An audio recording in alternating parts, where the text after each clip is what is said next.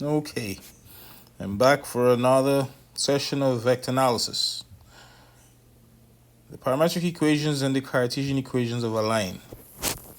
So we're going to start with the vector equation, and from that we'll generate both the parametric equations and the Cartesian equations. Notice I'm saying equations. You'll see what I mean shortly. So we start with the vector equation that says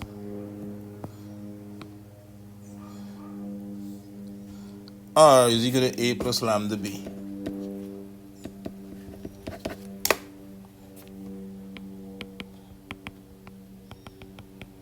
And we know the definition of each term in there. For the A, I'm going to write it out in Cartesian form as Cartesian vector notation as A1i plus A2j plus A3k plus lambda into B1i plus B2j plus B3k. If you look at the definition of R, R represents the position vector of a general point on the line, and it must therefore have general coordinates x, y, and z.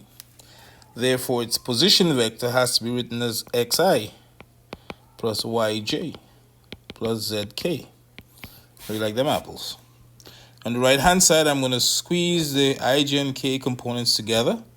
So xi plus yj plus zk must be equal to a1 plus lambda times b1 all times I plus a2 plus lambda b2 all times j plus a3 plus lambda b3 all times k. At this point, you should know that when two vectors are equal to each other, you're allowed to equate their ij and k components. If I did that, I'll end up with x being the I component, the I coefficient on the left is equal to a1 plus lambda b1, which is the coefficient of I on the right. Y is equal to a2 plus lambda b2. We just equated the j coefficients.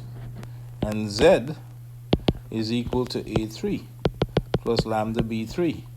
Equation 1, equation 2, equation 3. These collectively are called the parametric equations.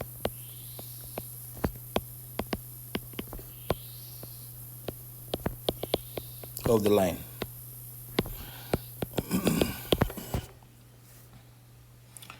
You call them parametric equations because each equation is written in terms of a parameter. The parameter is lambda. X is written in terms of the parameter, y is written in terms of the parameter, z is written in terms of the same parameter. So that's pretty straightforward. How do you get the Cartesian equation from this? Yeah, I'm getting a little better at using this thing. All right. To get the Cartesian equations,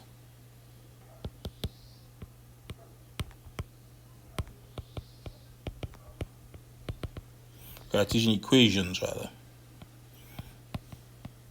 get the Cartesian equations, you simply make lambda the subject from each of the parametric equations.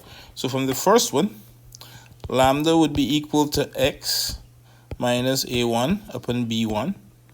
From the second one, lambda would be equal to y minus a2 upon b2. And from the third one, lambda is equal to z minus a3 upon b3. And therefore, I can write the parametric equations as x minus a1 upon b1 is equal to y minus a2 upon b2 is equal to z minus a3 upon b3, which is equal to lambda. These are the Cartesian equations of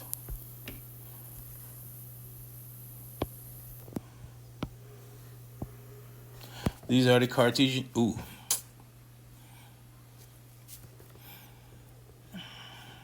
messing up here. These are the Cartesian equations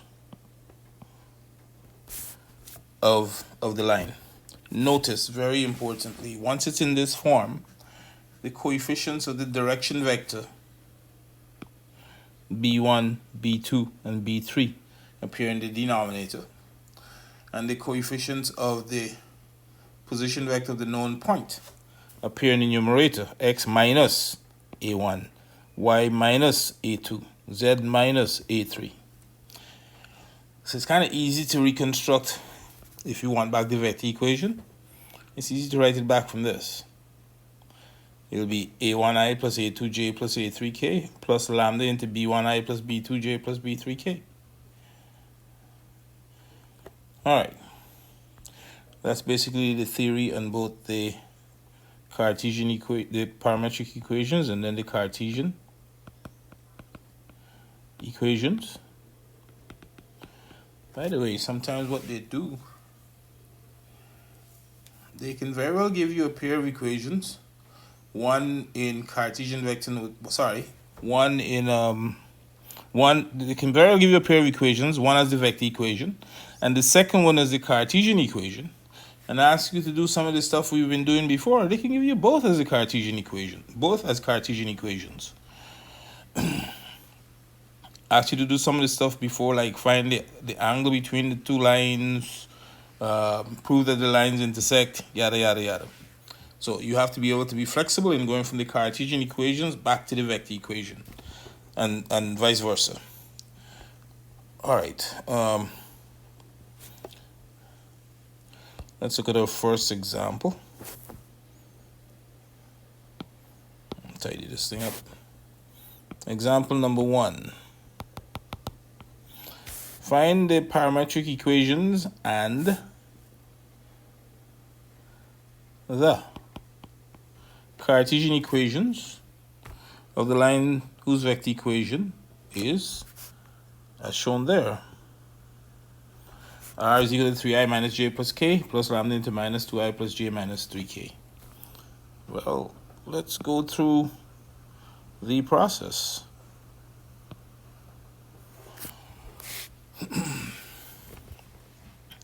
I'm going to write R as xi plus yj plus zk immediately, and on the right hand side, I'm going to group my i's, j's, and k's. So that should be 3 minus 2 lambda all times I plus a minus 1 plus lambda times j, and then plus 1 minus 3 lambda all times k. If the equating coefficients of I, j, and k, we'll get x is equal to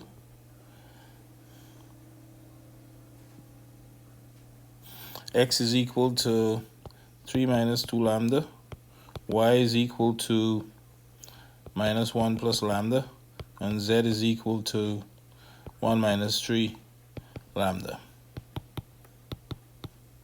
These equations collectively are called the parametric equations of the line.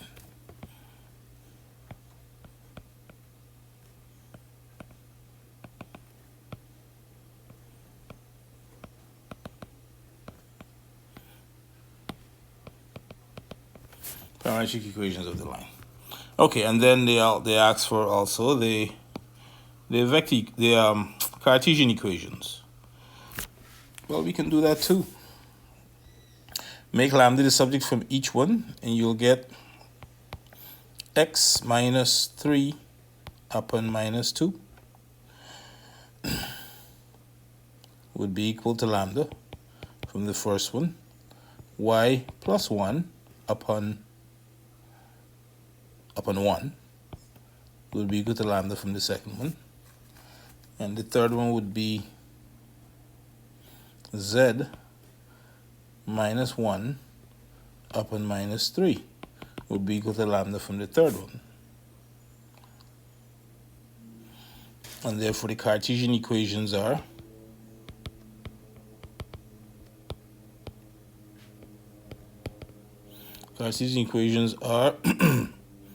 x minus 3 upon minus 2 is equal to y plus 1 upon 1 is equal to z minus 1 upon minus 3 is equal to lambda. Voila. We'll leave the lambda outside. Without the lambda, they represent the Cartesian equations, but just know that each one could still be equated back to the lambda. And these are the Cartesian equations.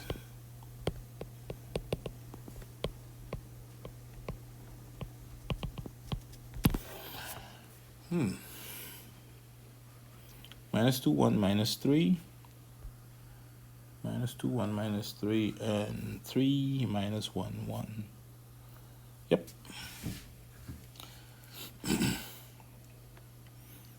Okay. So that's your first example. Let's look at a second example. This time they gave us the Cartesian equations, and they want us to write back. Given that is the Cartesian equation of a line, equations of a line.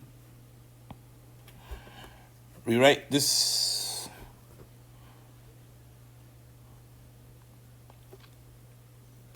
as the vector equation of the line.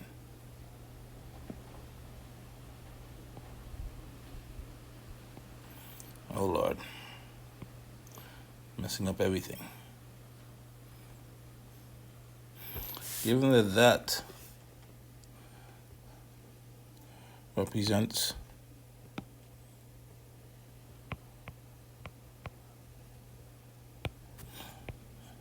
the Cartesian equations of a line, rewrite as the vector equation of said line. Okay, let's see if we can do that.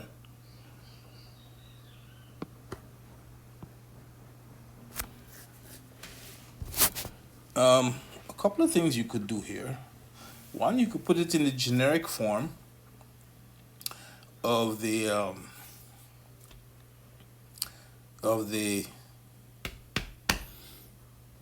Cartesian equation. The first part looks out okay. X minus 2 upon 3. That looks fine. You know, it looks like x minus a1 upon b1. The second part has 2y plus 4. That should look like y plus something. So we'll get rid of that 2 by dividing numerator and denominator by that same 2. Second part therefore becomes y plus divided 4 by 2 as well, you get 2, and divide by the 5 over 2, you get 5 halves. I'm going to change that plus in the middle there though to minus minus minus 2. Yes, and the last one, I'll divide both numerator and denominator by minus 2 because I need a positive z. So that must be equal to, if I divide numerator and denominator by minus 2, I'll first divide the minus 2z by minus 2, I'll get z. I'll divide the 3 by minus 2, I get minus 3 halves. And then in the denominator, I'll divide 4 by minus 2 to get minus 2. Okay, and you would remember we said once it's in this form, the coefficients of the direction vector are in the denominator, and the coefficients of the position vector of the known point on the line is here, there as well, and there. So right here we can write this in the form r is equal to a, which would be 2i minus 2j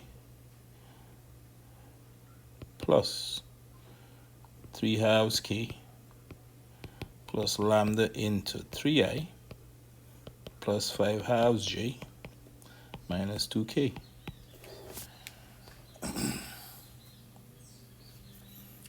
Hence your vector equation. The alternative way is also good, which is you equate each of the parts of the Cartesian equation back to lambda, and then you switch back each one, making x the subject, y the subject, and z the subject. I prefer this one though, so we'll stick with that one. All right, so that takes care of that one. What else do I want to do? Next thing I want to look at is, now I want to switch to planes. The vector equation of a plane in scalar product form.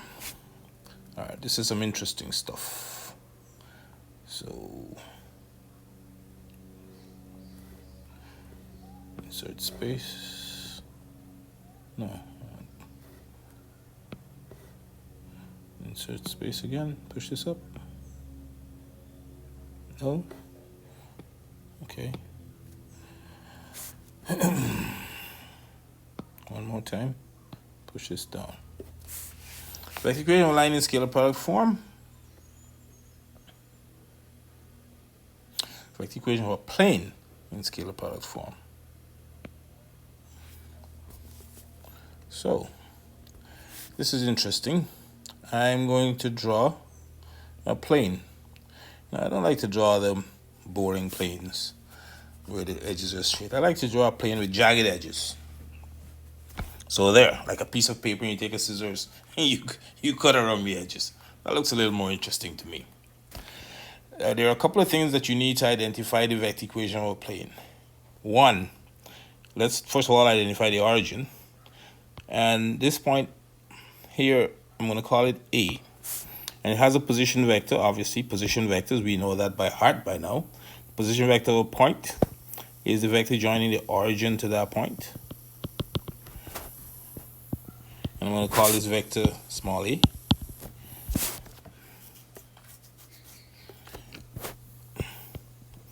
I'm going to define, I'll call this point R. By the way, same as I defined them when I was defining the vector equation of a line. I'll call that small r. And then I need another vector. I need a vector that's pointing straight out from the plane, that's perpendicular to the plane. I'm going to call that vector n. And I'm not going to prove this. I'll just quote what the result is that represents the vector equation of the plane. But before I quote the equation, I need to define each of the vectors there. First of all, OA is little a, and that's defined as the position vector. You know this by now, I'm sure. Of any known point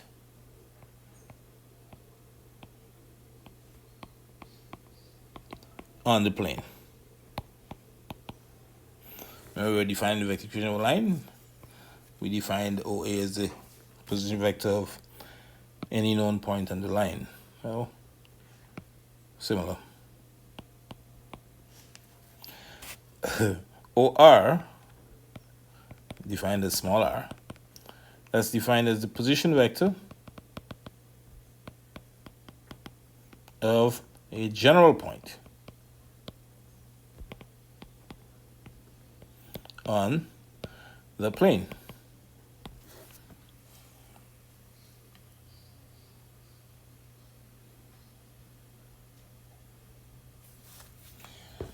And then I'll define n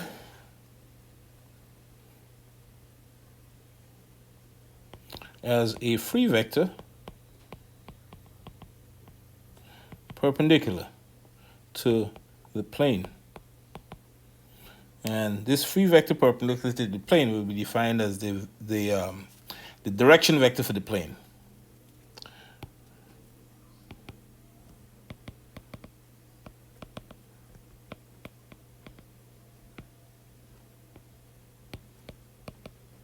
You would remember we had defined the direction vector for a line as a free vector that was parallel to the line.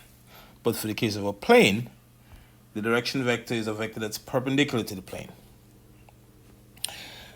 Based on that bit of information,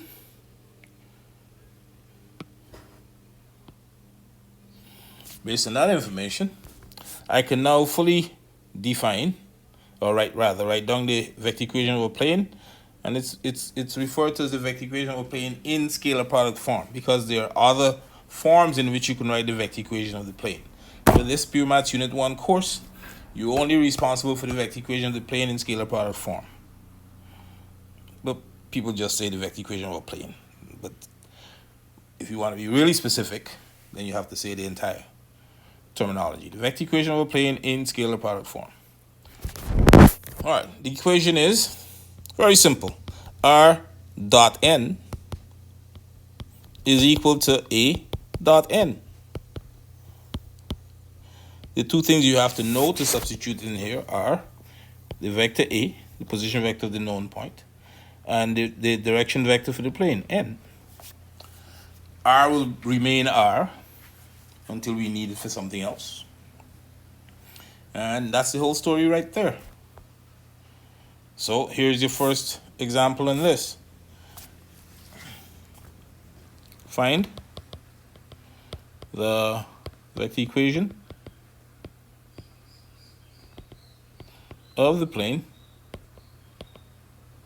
that passes through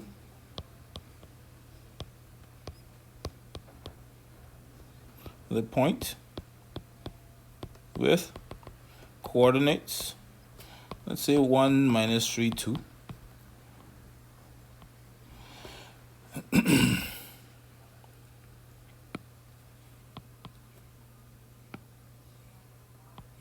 It passes through the point with coordinates 1, -3, 2.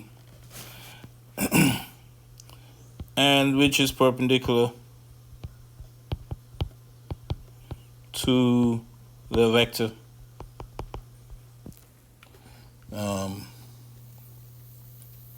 2i plus 3j minus 4k. Well, that's not difficult to do. We can definitely do that. All we have to do is identify what n is, the vector perpendicular to the plane, and the question clearly states what that is. And identify the position vector of the known point in the plane. Well, we know the coordinates of the point in the plane, so we can definitely write down the position vector of that point. The coordinates are 1, -3, 2 of the point on the plane. In fact, let me draw a picture.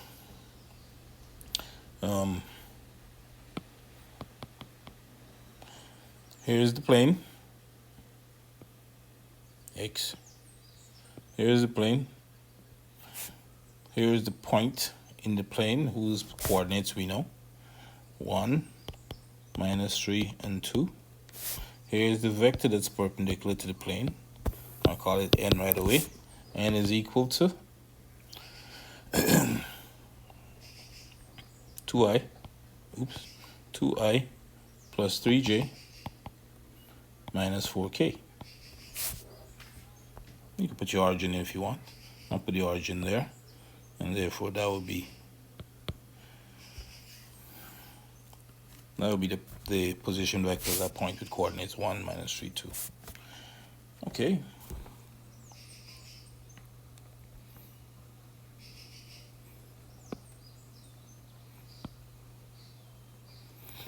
Then the vector equation of this plane can be written as, first I'll quote the generic form, r dot n is equal to a dot n.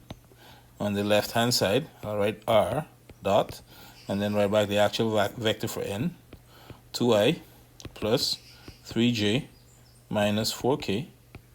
On the right hand side, I'll write the position vector for the point A, where we know that to be I minus 3j plus 2k.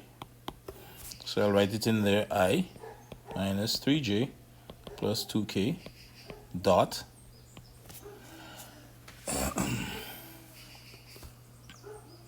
the same n, which is 2i plus 3j minus 4k. Okay, on the left hand side, I'm still going to leave r dotted with 2i plus 3j minus 4k. On the right hand side, I'm going to actually perform the dot product. And by now we know how to do that. That's no issue it should be no issue for us. 1 times 2 plus -3 times 3 plus 2 times minus 4.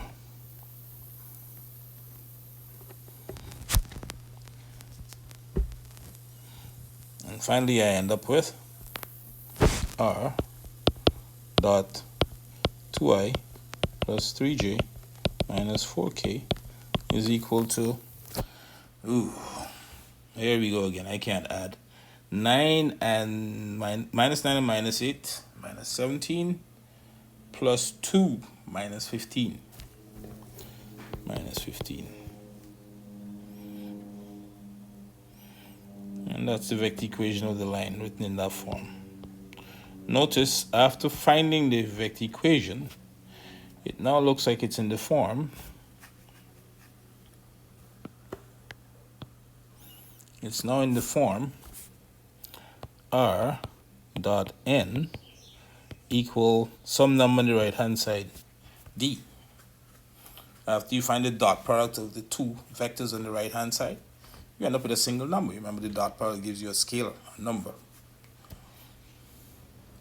That number is actually related to the distance of the plane from the origin.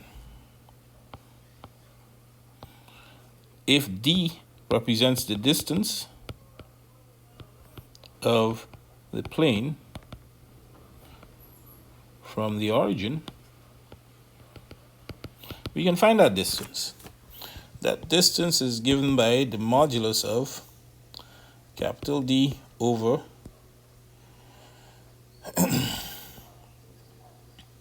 the modulus of n. Remember, D ends up being, why don't I just write this as the modulus of D over the modulus of n. That's my origin there. Yeah, I'll write it as follows. The modulus of, hey man, modulus of D divided by the modulus of n.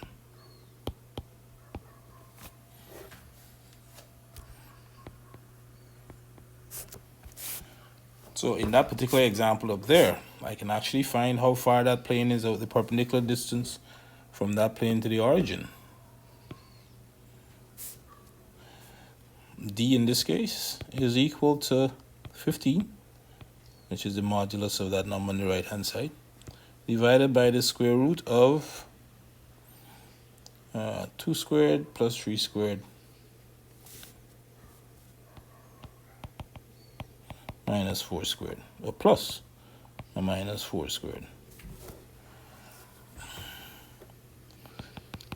15 upon 16 and 9, 25,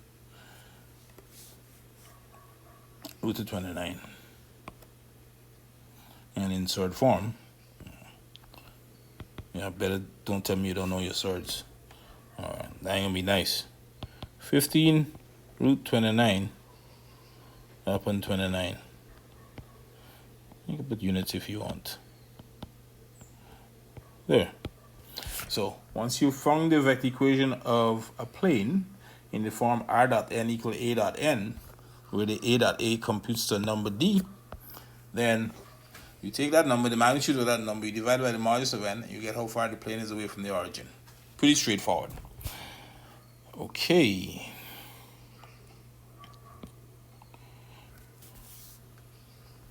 Now, let's look at this other example. So this is a simple example, the first one we did. This one here.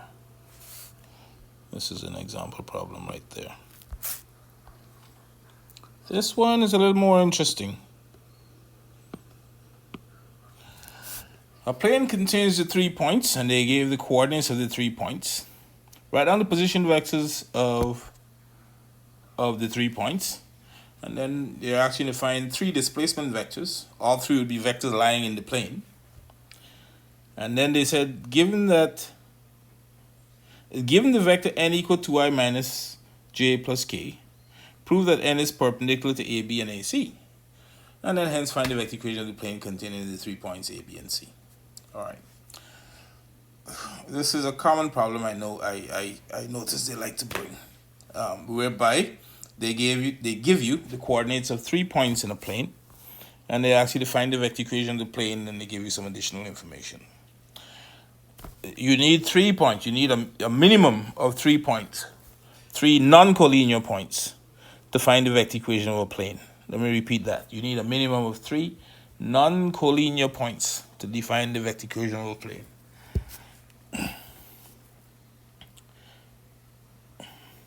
All right, so let me work through this problem. It's a pretty standard problem that they like to give. Make some space here. All right, so I'm a plane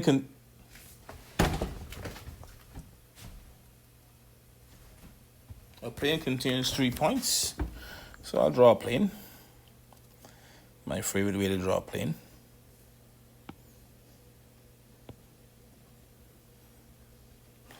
And I'll call this point A with coordinates. What coordinates are A? 0, 0, minus 1. And B, somewhere over there maybe, with coordinates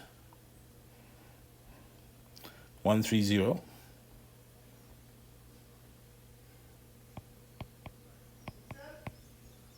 And C with coordinates 0, 2, 1.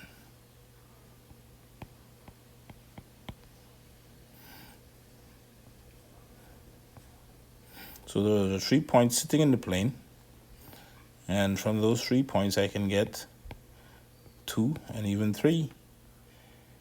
Those are 3 non-collinear points. Collinear means on the same straight line. So the 3 points are clearly not on the same straight line. 3.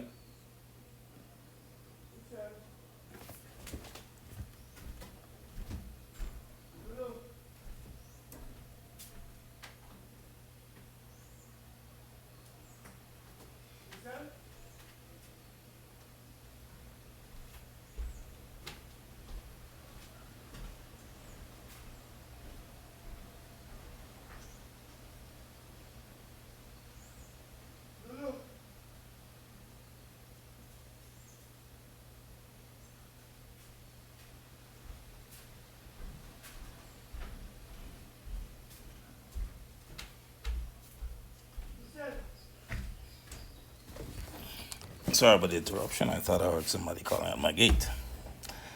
Okay, so let's get back to this. What was I saying? You have 3 non-collinear points, and they're all sitting on a plane from which I can identify several different displacement vectors.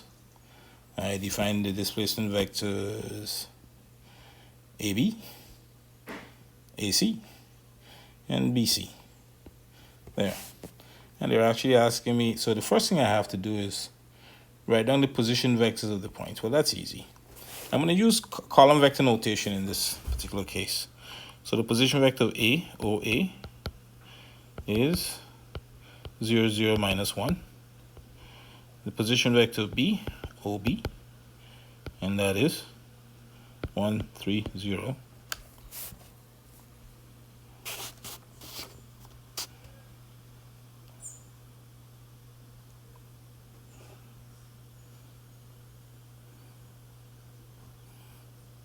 And the position vector of C, OC, is 0, 2, 1.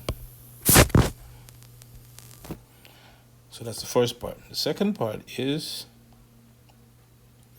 find the vectors AB, AC, and BC. So AB, this is pretty standard, will be OB minus OA. And I'll just do the subtraction right there. OB minus OA, that will be 1 minus 0, which is 1. 3 minus 0 is 3. 0 minus minus 1 is 1. That's AB. The next one is AC, which is OC minus OA. OC minus OA is 0 minus 0 is 0. 2 minus 0 is 2. 1 minus minus 1 is 2. And the third one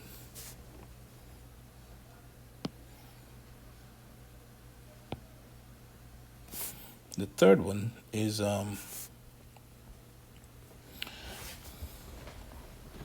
that's the third one. BC, I think it was. BC? Yes, BC. BC is equal to OC minus OB. OC minus OB would be 0 minus 1, that's minus 1. 2 minus 3 is minus 1. And 1 minus 0 is 1. Okay. So that's the second part. And then the third part says, given that the vector n, which is 2i minus j plus k, given that that's the vector n, prove that n is perpendicular to both AB and AC. So if n, which is 2i minus j plus k,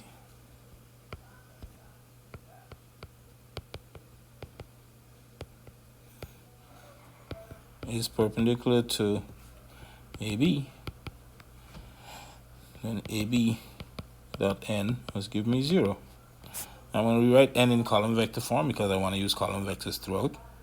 So therefore AB, which is 1, 3, 1, dot n, 2 minus 1, 1, is equal to 1 times 2 plus 3 times minus 1 plus 1 times 1. 2 and 1, 3 minus 3, that's 0. Which implies that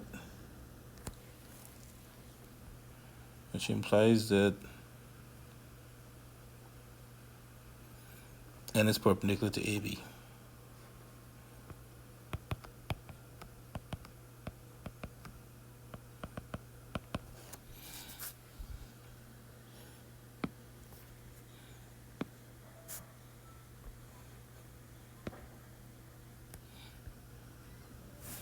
Next, if n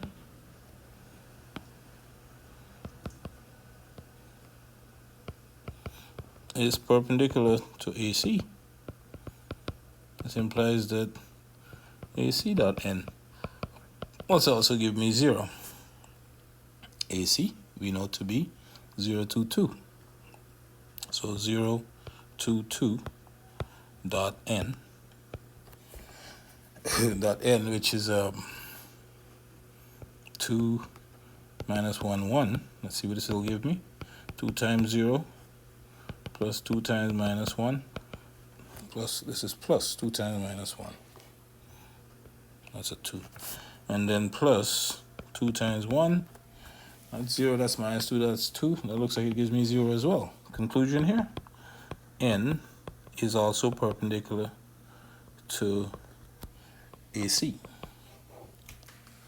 Now, since n is perpendicular to two non-parallel vectors in the plane,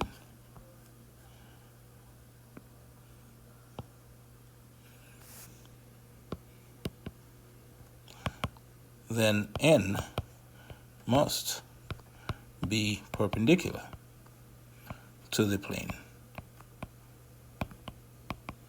We can therefore use n as our direction vector. So I'm going to go back to the plane and draw it in. It's only at this point that we know that we can use it as the direction vector. So n, I keep forgetting what n is, 2, 1 minus 1.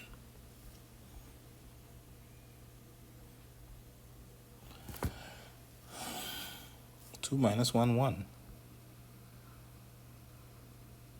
Yes, 2 minus 1, 1.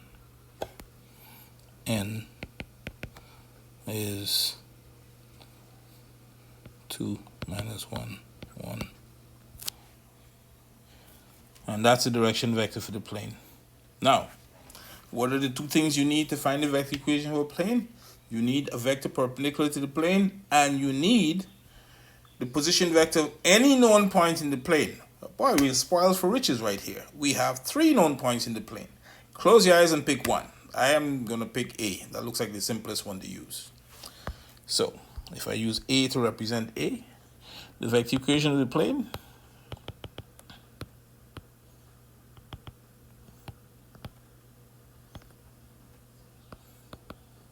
can now be written as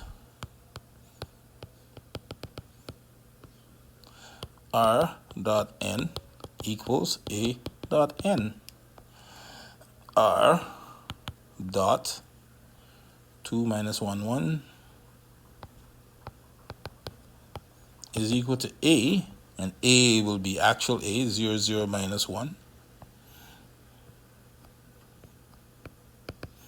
dot N, 2 minus 1, 1. Ooh, 2 minus 1, 1.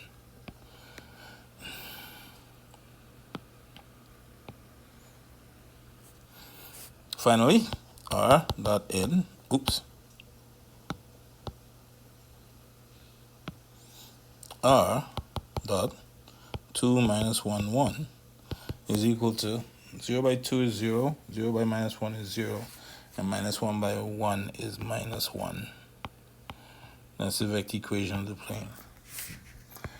Don't forget, you can also find the distance of the plane from the origin as the modulus of D over the modulus of N. I leave that as an exercise for you to do. I also leave as an exercise, double check that if you were to use any one of the 3 points as the position vector of the known point in the plane. So check B and do R dot N is equal to B dot N, and R dot N equals C dot N. You should end up with exactly the same equation. So finish that. Confirm for yourself that R dot N equal OB dot N and R dot N equal OC dot N should both give you the same equation that we got up here. The last thing I want to talk about in this tutorial, I got a lot done here. Last thing I want to talk about in this tutorial is finding the Cartesian equation of a plane. Well, this can easily be done from the vector equation. That's the simplest thing in the world. Check this out. Let's say you have a plane whose equation is whose vector equation is R dot N equal A dot N. A dot N. I'm anticipating what I want to do. A dot N. We know this right hand side, the A dot N gives us that capital D. So I'm going to rewrite this as R dot N equals D. Now I'm going to write R in Cartesian notation, xi plus yj plus zk dot, and the n vector I'll write it as n1i plus n2j plus n3k is equal to D. And then I'll actually do the dot on the left hand side as well. So this becomes n1x plus n2y plus n3z is equal to D. Voila. Cartesian equation of a plane.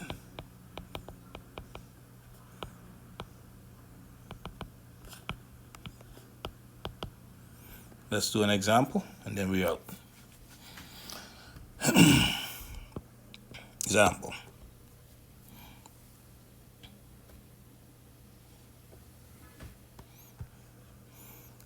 Find the Cartesian equation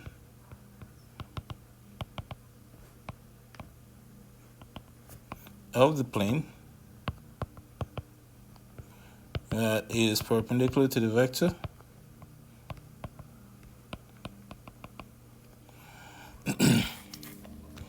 (6i minus 2j plus k) and passes through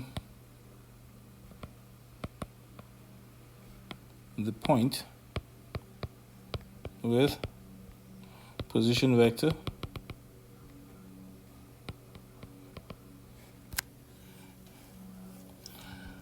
I plus j plus k. So obviously I'm going to start with the vector equation R dot N is equal to A dot N. On the left hand side, I'll write R as xi plus yj plus zk. It dot, the n vector is the vector that's perpendicular to the plane, and they told us it's 6i minus 2j plus k, and that must be equal to A, the position vector of the known point, I plus j plus k dot n, 6i minus 2j plus k. Go ahead and dot on the left. This is 6x minus 2y plus z is equal to, right, 6 by x minus 2 by y and 1 by z. That's 1 by 6 plus 1 by minus 2 plus 1 by 1. And therefore the equation becomes 6x minus 2y plus z. That looks like 6 minus 2 is 4 and 1 is 5. That's the Cartesian equation.